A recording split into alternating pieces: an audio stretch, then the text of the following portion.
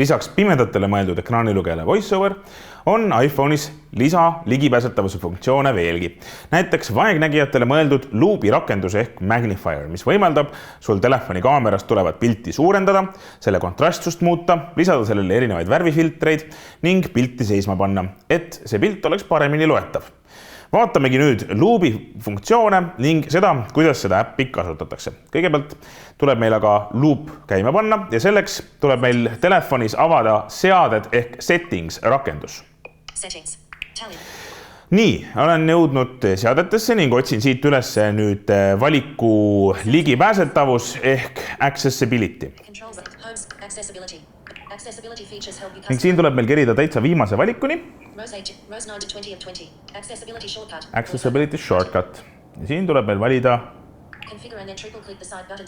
valik Magnifier.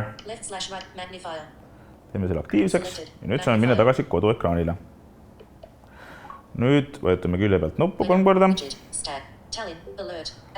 Siin küsib VoiceOver meie käest, kas me tahame VoiceOverit või Magnifierit. Aktiveerime Magnifier. Ja siin ongi aktiivne luubi rakendus. Ja mul on siin ees lahti olnud üks raamat, mille teksti luup näitab ning vaatame, mis valikuid Magnifier meile pakub. Kõigepealt on Zoomi valik, mis lubab meil teksti suuremaks teha. No teeme siis natukene suuremaks.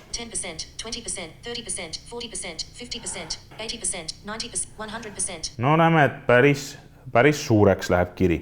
Natukene väiksemaks ta. Nii, vaatame, mis valikud meil veel on luubi rakenduses. Meil on võimalus lülitada telefoni esimese ja tagumise kaamera vahel või muuta teksti kontrastsust, näiteks suuremaks.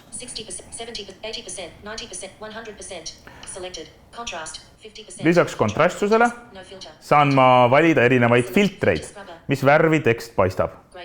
Mustvalgena, punane tekst mustal taustal, kollane tekst mustal taustal, kollane tekst sinisel taustal või valge tekst sinisel taustal, vastupidiste värvidega variant, vastupidiselt mustvalge, must tekst punasel taustal või kollasel taustal, või siis sinine tekst kollasel taustal või valge taust ja sinine tekst. Variante on palju.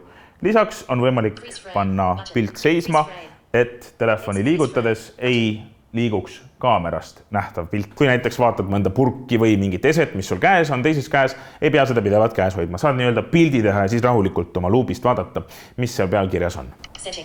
Ja lisaks on olemas hulk erinevaid seadeid, mida on võimalik luubis valida.